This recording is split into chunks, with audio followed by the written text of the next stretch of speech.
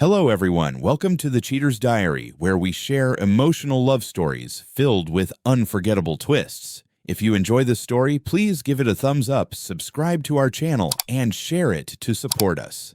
Now, let's dive in. My name is Marcus, 28 years old, a janitor at a high-end office building in downtown Chicago. My job is to mop floors, empty trash cans, and keep the glossy rooms where million-dollar deals are signed spotless. I came from Nigeria to the U.S. 3 years ago, chasing a fresh start. But here, I often get wary looks because of my skin color and my job. I'm just a quiet shadow under the neon lights, working the night shift in a 30-story glass tower that sparkles against the city skyline. At night, the building is silent, just the hum of the vacuum cleaner and the glow of city lights reflecting off the windows. I live in a small studio apartment on the outskirts, reading books in my spare time and jotting down dreams in my journal, dreams of becoming a writer, though they feel out of reach when I'm met with the distance of those around me. I've learned to stay small, to avoid attention, but life has a way of turning everything upside down. It was a Tuesday evening, around 9 p.m.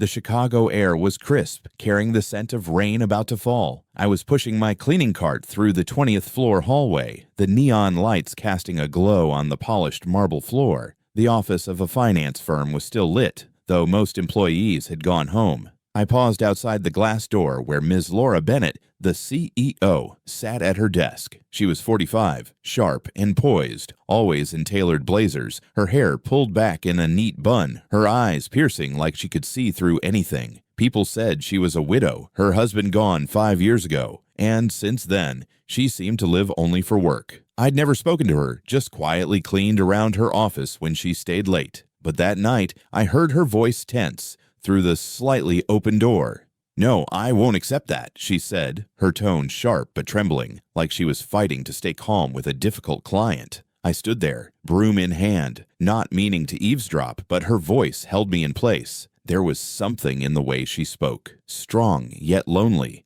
that made me linger. When the call ended, I saw her slump over her desk, hands covering her eyes, shoulders shaking slightly. I didn't think twice. I went to the break room's coffee machine, poured a cup of chamomile tea from my thermos, and set it gently on her desk. The tea steamed, its faint herbal scent filling the cool office air. She looked up, startled, seeing me as if for the first time. "Thank you," she said, her voice soft but warm.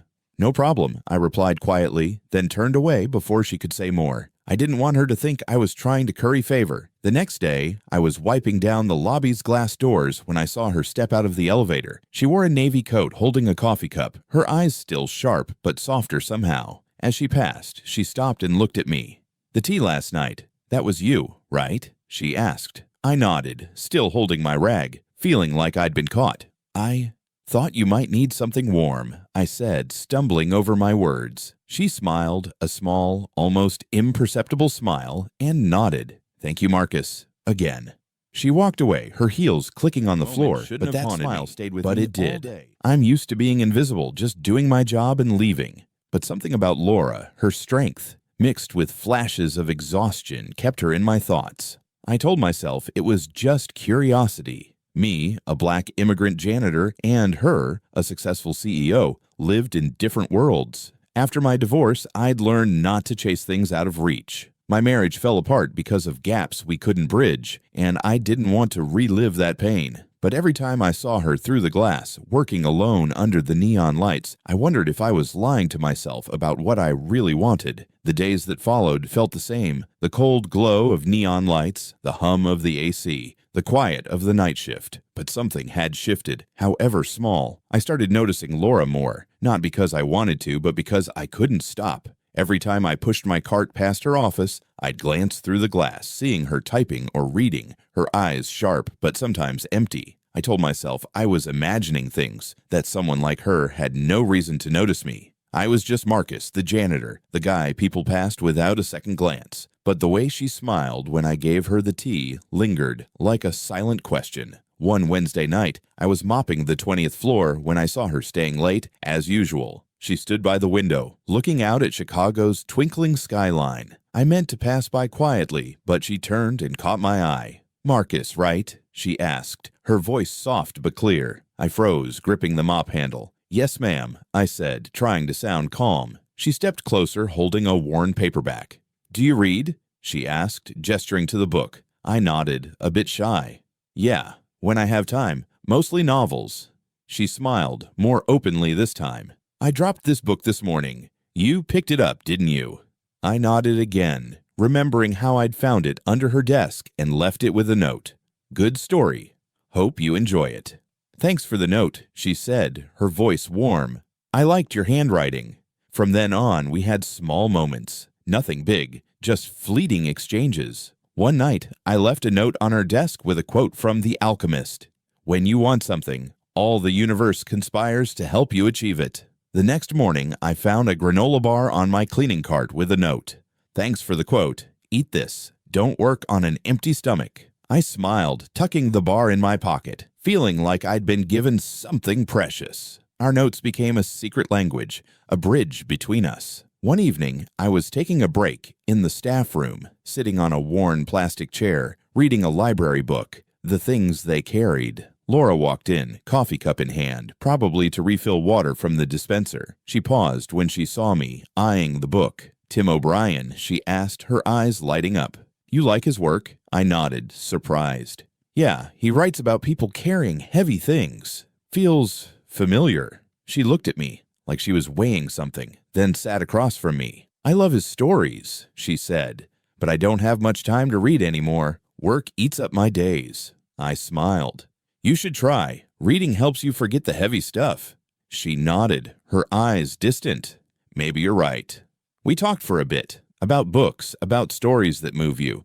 She mentioned she used to keep a journal, but stopped after her husband passed. "When he was gone, I didn't know who to write for anymore," she said, her voice low.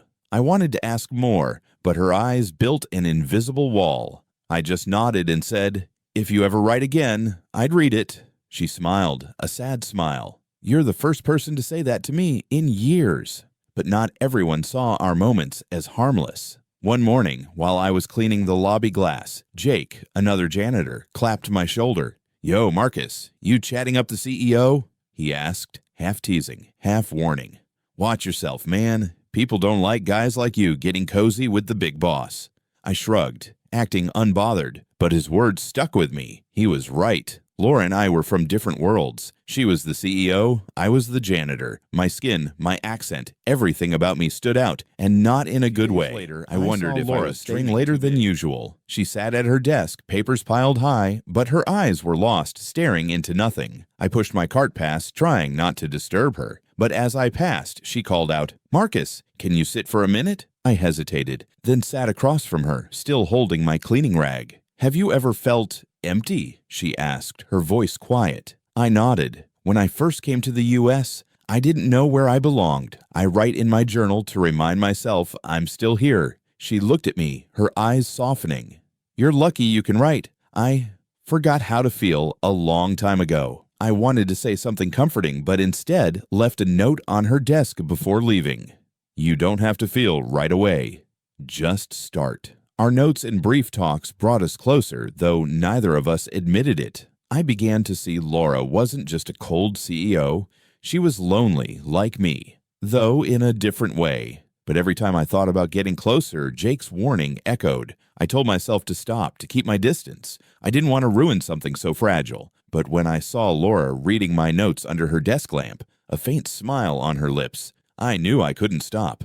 Not because I wanted to, but because my heart had decided before I did. The nights after that felt heavier, like our notes and stolen glances had changed the air in the building. I kept working my night shift, pushing my cart through the polished hallways, but my heart raced every time I passed her office. I tried to stay busy, cleaning windows, emptying trash, but her eyes, the way she saw me as more than a janitor, stayed with me. I told myself to pull back, to stay safe. I was Marcus, the janitor, and she was the CEO. But every note I left, every smile or small gift she returned, pulled me closer to a dangerous line. One Friday night, a big rain hit Chicago. The sound of rain battered the building's windows, drowning out my vacuum cleaner. I was mopping the 20th floor when I saw Laura still in her office, typing away, her face tired, her bun slightly messy, shoulders slumped. I meant to pass by, but as I reached the elevator lobby, she stepped out, coat draped over her arm, bag swinging. She looked outside at the pouring rain and sighed.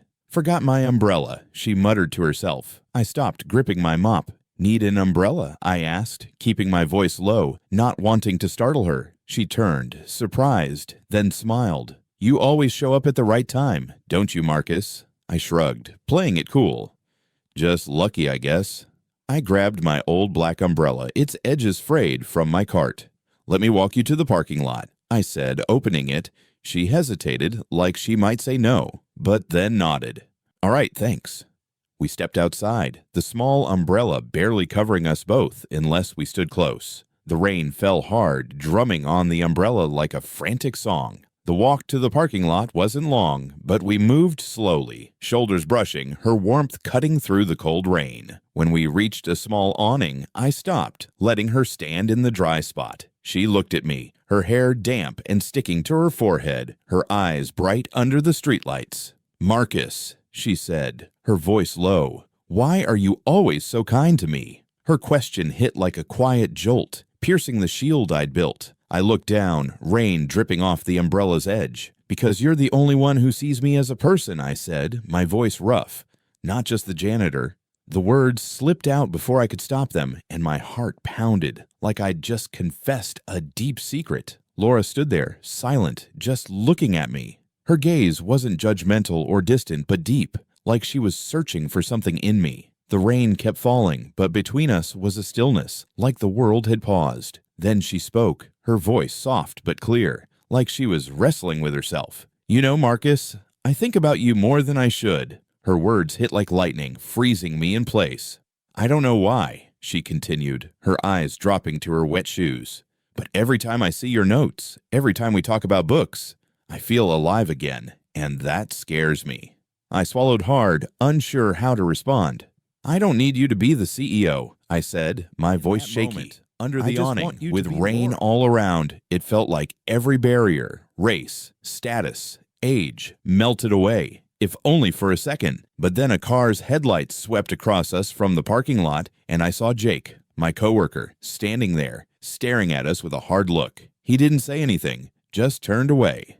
But I knew trouble was coming. Laura saw him too, and her face tightened. "I should go," she said, her voice back to its CEO sharpness. I handed her the umbrella to keep her dry to her car, staying behind as the rain soaked through my shirt. "Stay dry," I said, forcing a smile. She looked at me, her eyes complicated, then walked away, the umbrella hiding her in the rain. That night, I went back to my apartment, lying on my creaky bed, listening to the rain tap the roof. Laura's words echoed, "I think about you more than I should." They made me feel both relieved and lost.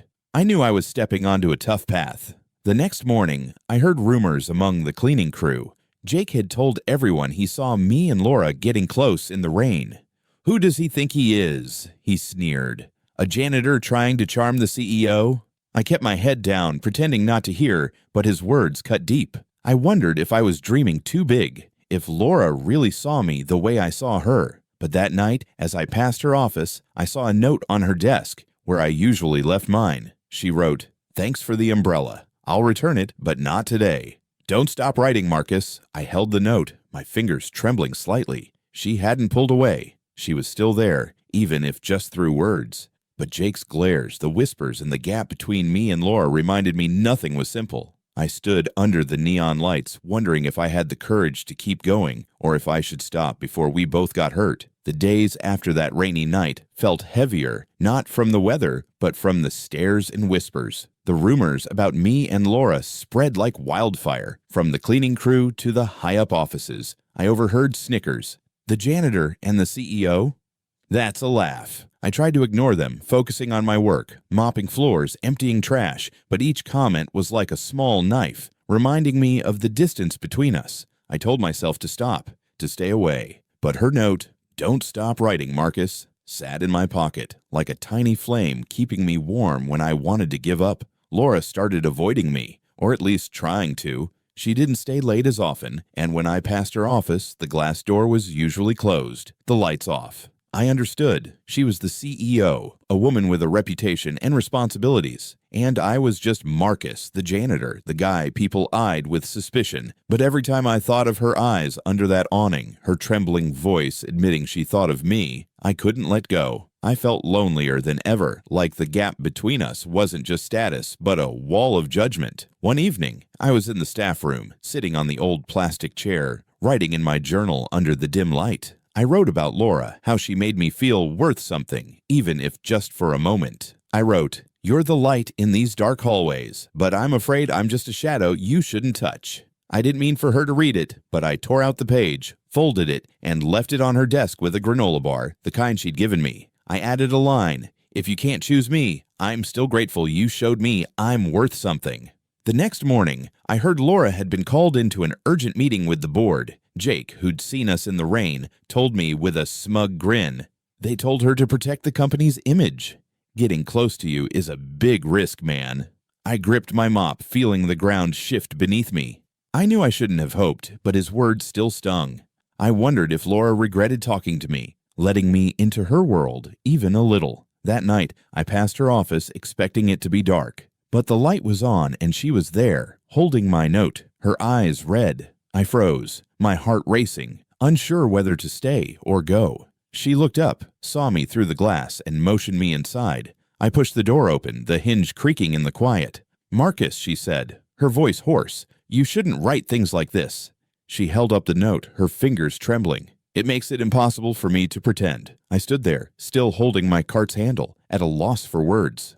"I'm sorry," I said quietly. "I didn't mean to cause trouble." She shook her head, stood, and stepped closer. Under the neon lights, her face looked tired but honest. "It's not you," she said. "It's me. I tried to avoid you, tried to do what they want. But every time I close my office door, every time I pretend not to see you, I lose a piece of myself." I wanted to speak, but my throat tightened. She stepped closer, close enough that I caught the faint scent of her perfume, mixed with the office's paper and ink. "You know," she said, her eyes locked on mine, "I lost my husband 5 years ago. I thought I'd never feel anything again. But you, with your notes, the way you see me, you make me want to live again." I swallowed hard, the world shrinking to this moment. "Aren't you scared?" I asked, my voice shaky. "Of what people will say, what they'll think." She smiled, a sad but steady smile. "I'm scared, but I'm more scared of losing you." Her fingers brushed my arm, cold but warm in a strange way. "I can't promise anything, Marcus. I don't know where this will go, but I want to try, even if it's just small steps." I looked at her, my heart swelling. "I can't promise anything either," I said, "but I'll be here if you want me." She nodded, her eyes bright. And in that moment, under the cold neon lights, I felt a spark of hope. She picked up the granola bar from her desk, unwrapped it, and broke it in half. "Call it even," she said, handing me a piece. I laughed, took it, and we stood there, eating in silence, the distant sound of rain seeping through the windows. We didn't say more, but the silence wasn't empty. It was full of things we weren't ready to say, but both understood. When she left a note on her desk. "Thanks for not giving up." I folded it carefully, tucked it in my pocket, knowing that despite the challenges ahead, I was ready to keep going. After that night, Laura and I stepped into a new world, one that was just ours. We didn't go public, didn't hold hands in the office, or let anyone see our private moments. But every night, when the building went quiet, we found ways to meet, sometimes at a cozy coffee shop near a park, with dim lights and soft acoustic music. Other times, we'd walk along the lakefront, the city's lights shimmering on the water like fallen stars. We didn't talk much about the future or name what was growing between us. But every time Laura smiled, every time she read a line from a book I gave her, my heart felt lighter, like I was no longer invisible. I kept working my night shift, pushing my cart through the polished hallways. But now, every corner held a memory. The break room where we talked about books, her desk where she left notes, the hallway where our eyes met. Laura changed too, subtly. She started wearing sweaters instead of stiff blazers, letting her hair down instead of tying it up, like she was letting herself breathe. One night, she gave me an old copy of Madame Bovary, its cover worn but carefully kept. "I read this in college," she said softly. "It reminds me of when I used to dream." I held the book, my fingers tracing the cover, and said, "You can still dream if you want." She looked at me, her eyes bright, and nodded. "Maybe I'm learning how again." But things weren't always easy. The rumors at work didn't stop. I heard Jake and other coworkers whispering, their looks cold when I passed by. One day, I saw Laura leave a meeting, her face tense like she'd been grilled. Later, she told me the board had warned her about the company's image, telling her to avoid anything controversial. They didn't say it outright, but I know they meant you, she said, her voice bitter. I wanted to tell her to stop, to protect her from the pressure, but she took my hand, firm but gentle. I'm done living the way they want, she said. I want to live for me. One evening, I decided to do something different. I spent a week writing a small book. Not a real one, just handwritten pages stapled together, telling our story. The chamomile tea, the notes, the moment in the rain. I called it Light in the Shadows. I wrapped it in an old handkerchief my mom gave me, the only thing I brought from Nigeria. When I gave it to Laura in the park, under a streetlight, her eyes welled up. Marcus, she said, her voice trembling. No one's ever done this for me. She opened the book, reading each line, and when she reached the end, where I wrote, "You're the light I didn't dare dream of, but now I won't let it go," she looked up and hugged me tightly. Under the streetlight, with a light drizzle falling, she whispered, "Thank you for not leaving me alone." We kept going, taking it slow, making no big promises. We met in the evenings, shared simple meals, read books together, and kept writing notes we both saved. We didn't need the world's approval, just each other. One night, walking down a rain-slicked street, the city lights reflecting beneath us, Laura held my hand tighter than usual. "Marcus," she said, "I can't promise it'll be easy, but I want to be here, with you." I smiled, feeling the world lighten. "Me too," I said. "A love that's not perfect, not allowed, but real." Here at the Heart's Journal, we tell stories about the heart, where love breaks through barriers, from prejudice to fear. Have you ever loved someone the world said you shouldn't? Share your story in the comments. Don't forget to like, subscribe, and share this video to spread the message that real love is worth fighting for. Let's keep writing beautiful stories together.